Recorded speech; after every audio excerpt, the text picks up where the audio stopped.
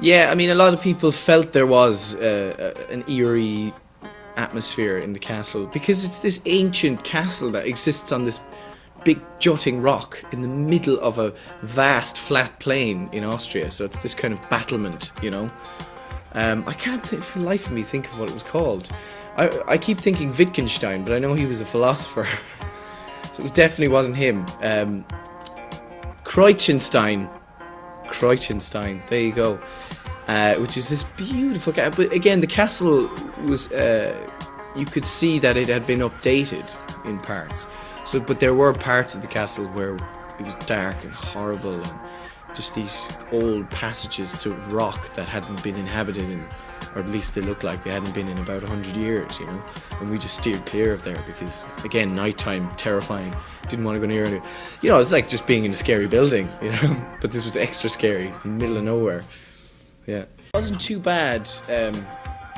Bizarrely enough, it wasn't too bad in the Alps. It was actually quite. It was, you know, it got down to 0, -1, but it's very manageable. But in Budapest, when we were shooting in January, and we were shooting in the film, there's a whole sequence in these trenches, which then they realised are these mass graves. And when we were down in those trenches, man, it was night time. We were shooting till 5 a.m. in the morning, and it was -16 degrees Celsius, you know. And you're just like, just the cold. You can't be out in it for too long because you will end up just seizing up. You know, your bones start to just stop moving and working. Yeah, so that was a test and a half. But of course, we were so wrapped up as well that you can barely feel it in your core, but just in your extremities, like your toes and your crown jewels and your fingers. You really feel it, you know. So I remember my parents came to visit me. My parents and my sister and 2 of my mates all came to visit that weekend, and we were shooting. And they came out like in Converse trainers and, you know, a jumper and maybe a jacket. You know, they were like, just go back to the hotel now. And you're like, yeah, get out of here, quick. Get in the car, go home. So yeah, that was quite testing. That was probably the coldest I've ever been. Yeah. But because when we started rehearsing the sword fighting, Ron would come in with a big stogie cigar, just going, all right, man, let's go. And you're just like a big stick in his hand. He's quite a scary presence anyway.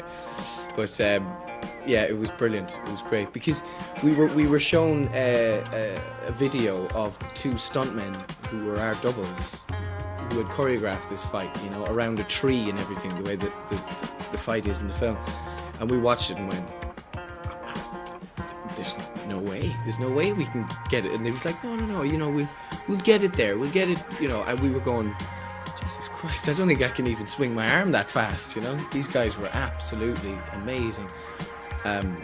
And so we went and did it very much in a room like this, you know, quite a nice hotel function room. We were like swinging sticks and hitting chandeliers and stuff. But we eventually got it to a place that we were very happy with, and it became quite fluid and became quite like a dance between the 2 of us.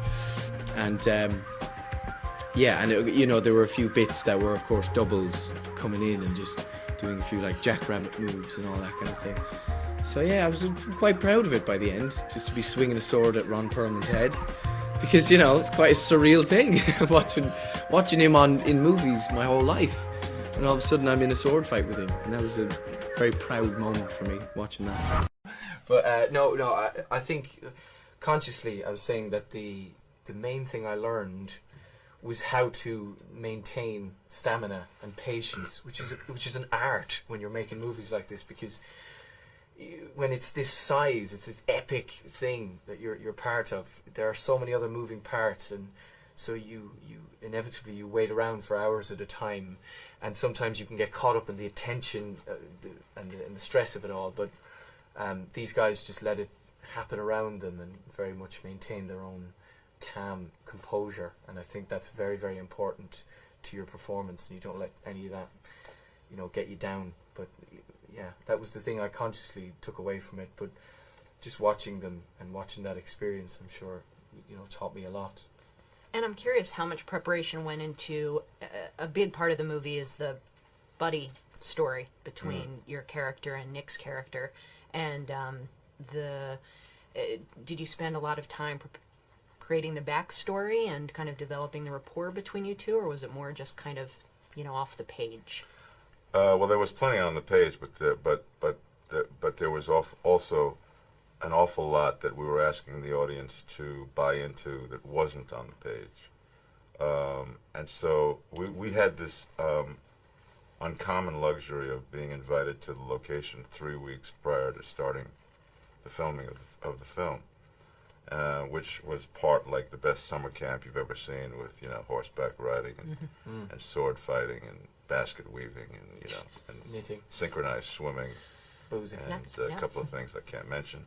And then these roundtable discussions where we're reading the script, we're talking about what works, what doesn't work.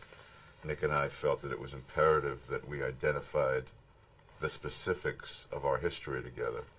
The more we knew about who we were to one another, the more would transfer its way, sort of, cosmically into what the audience was experiencing. So that's the luxury, and it was time very well spent, because by the time we got ready to commit to film, we all had a well-articulated sensibility about the movie we were all making. And talk to me about a lot of people have a fascination with this time period, the medieval knights, the Crusades. Did you have a previous kind of interest in this time period, and did it, delving into the story, did it make you that much more happy that you were born during this time period, or? Well, it certainly made me happy that I was born during this time period, because, when you're out in the locations, you suffer the elements quite a bit.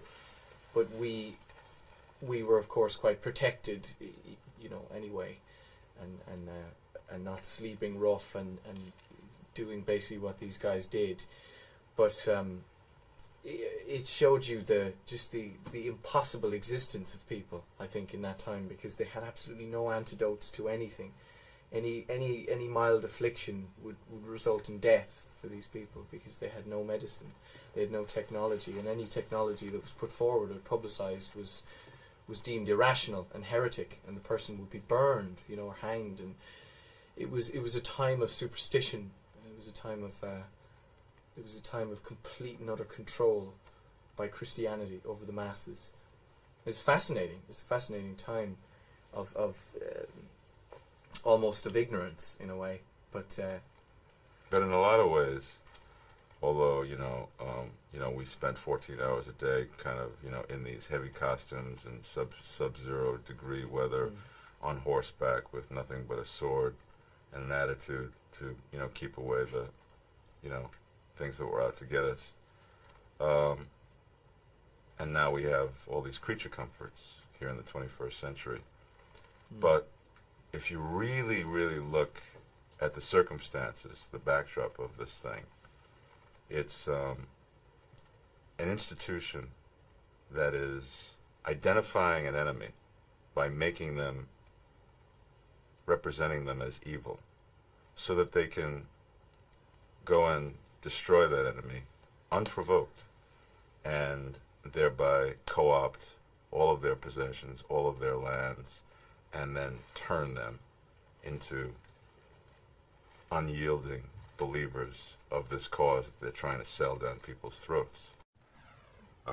Remind you of anything? So I'm saying, we go round and round and round, and it's very easy to mistake true spirituality and why I think so many people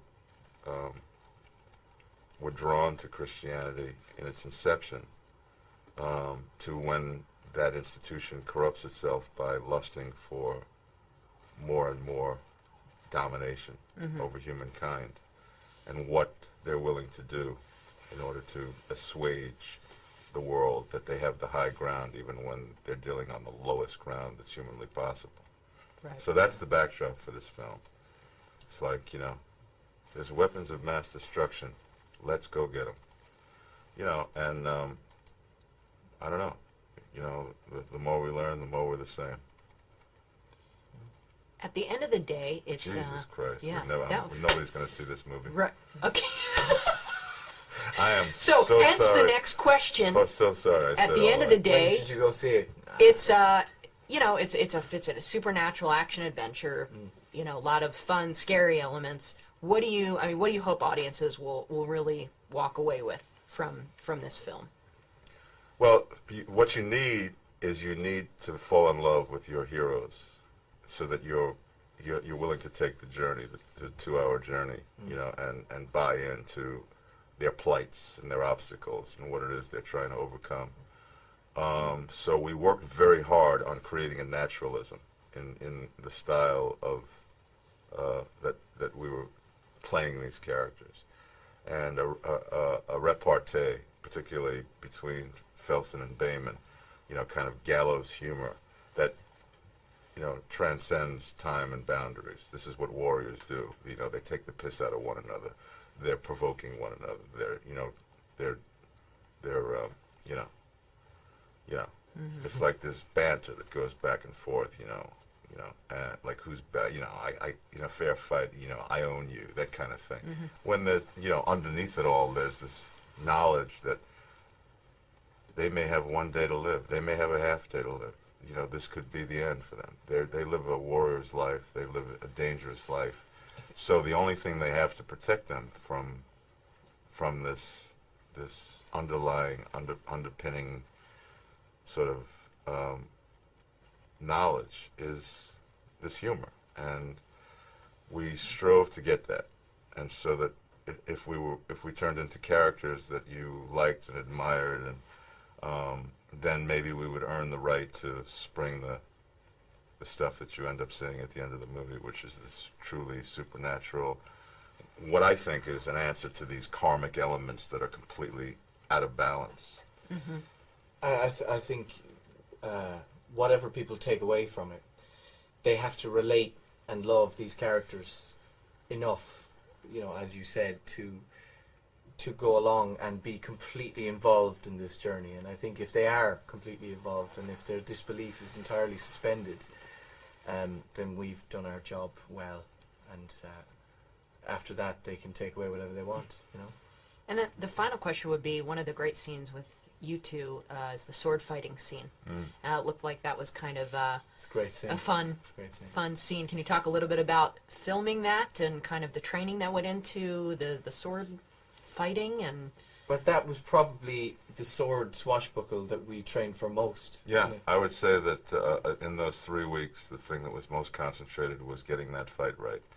We spent just inordinate amounts of time every day rehearsing that scene with Kevin McCurdy, who was the sword master and who did all the choreography for the scene.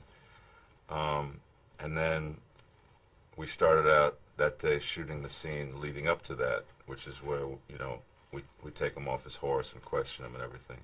And by the time we finished shooting that, we had an hour and a half to shoot this scene that we had rehearsed for 3 weeks, like 3 hours a day. It just became handheld quick. And there was all this hubbub behind the camera. We're never going to get this. We have to move off this location by dark today. We're never coming back. And this fight's going to be a complete disaster. We thanked our lucky stars that we were well rehearsed. Basically. So Dom set up. Yeah, well done. Dom set up 2 cameras over here. We ran through it. Then he moved the cameras over here. We ran through, and in an hour and a half we got this fight, which I think cuts together pretty well. It didn't look like it was. We rushed through it, but we rushed through it. Yeah. And what was nice as well was that all the choreography and all the moves that Kevin devised really came from, it was like a manifestation of our characters and how they would fight. That was taken into consideration heavily. So it became very much like, Felsen's Juggernaut versus Kai's Jackrabbit approach, and the two are kind of oddly matched in a strange way. And it looks gruff and rough and kind of scrappish, which I like about the fight, and it shows our faces quite a bit, which is important. And that was, for me, I was bubbling away with pride watching this again, because it was one of those surreal moments. But what was great was that you could see our faces grimacing and hacking away.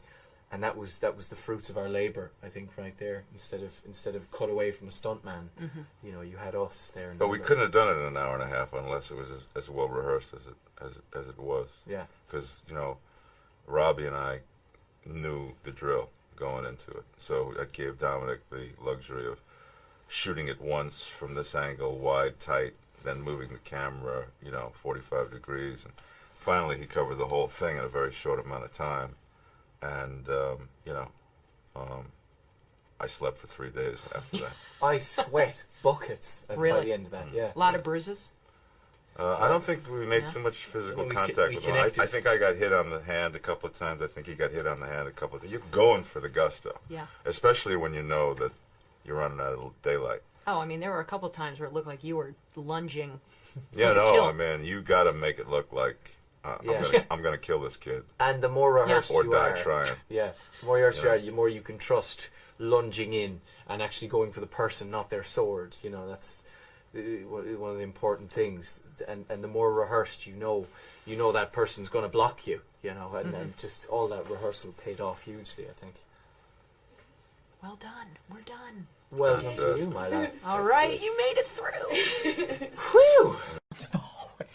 Me and I are like, holy shit, is the room on fire?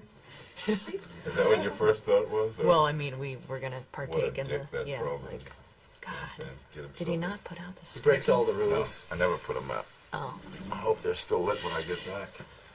Okay. okay, we're ready. Save Do them. I have to say I'm Jamie with the? I'm doing the generic. Saves on butane. Okay, that's what I had to do before. Guys, Ready? Oh, do you mind if you just put them on these tapes? I've just you're started talking running. 20-minute takes. That's Yeah. in one. Oh, they're on 20 then? Yeah. Okay, good. Thanks. What should we talk about? Cantaloupes. Yeah, oh yeah, definitely. I'm getting cantaloupe. Okay, we'll do that at the end. Okay, We're ready? speed. We are. Yeah. Okay, so Jamie with relativity, and this is the generic.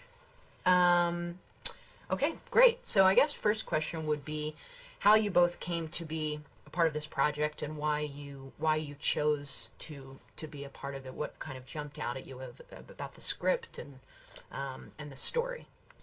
For me, first and foremost, the team. I mean, you know, it's a Nick Cage movie for whom I have unparalleled admiration. I think he's certainly the most original actor of his or any other generation. I think he's a complete iconoclast with an imagination that is staggering and boundless. Dom Senna, whose films I'd seen and admired.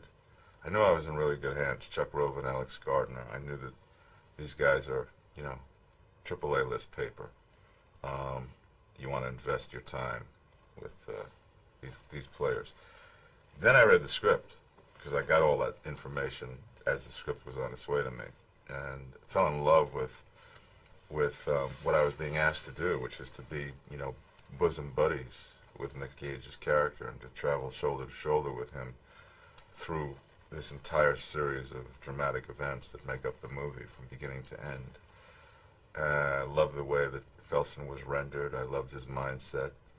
And I said, yeah, this is going to be big fun. Well, for me, I knew Nick Cage wanted to work with me, so I just decided to do him a favour straight out. And You're so generous. I He know is a giver. Really, very See, magnanimous. that's what I do. I just Giver. constantly give. It's the holiday season. I just give and give. Such a giver. No, I kind of did a few quick auditions and recalls and met Dominic Senna in London. It all happened very quickly, and I was lucky enough to get the part in this film. And so then 2 weeks later, I was moved out of Dublin, and I was in just outside Budapest, where we started our training. You know, we started our horse riding and sword fighting, and basically everything was like a treat. Everything was wonderful. It was like all the things you wish you could do. You know, all these wonderful, extravagant skills that get taught to you, and plus you get to go to all these great, beautiful, remote locations across the rural Alps of Austria. I mean, it's stunning. and to be in a collective. I think that going to the remote and beautiful locations that we did, and being in the collective of the likes of Nick Cage and Ron Perlman and Christopher Lee and actors like that was just, it made me surge with pride. It really did, when I saw the film and saw myself in amongst the bunch. So yeah, everything about this project attracted me to it. And in that vein, what kind of working with iconoclasts? What kind of things did you learn from these guys? Well, I think the main thing I learned Don't tell her. was how to mix a Stoli and Coke, which is, you know Very what, it's an art in itself. Who taught you that? You did, sir. You did. You're a wise man. In your I never put Coke in it. Why would I want to ruin a perfectly good Stoli with some Coca-Cola? Maybe I was just too delicate. And Was needed that a to little talk. product placement there? Yeah, we can really use It's not that. the official name. It'll be fine. Movie's not quite paid for yet. Shooting this movie in the throes of winter in the Alps of Austria, all the way to the depths of outer Budapest. So it was 15 below zero. So we slept in very comfortable hotels every night, but where there were heaters and mini bars. I think with the physical action as well, I mean, I probably lost about 10 pounds in sweating just when we were, in the throes of the choreographed battles and stuff that I was involved in, because we wore so many layers. It was like cotton oversheathed with wool, and then leather mail as well on top, and it was big protective gear. And it was wonderful when we were suffering the elements in the cold, but you could really work up a sweat in it. It was intense.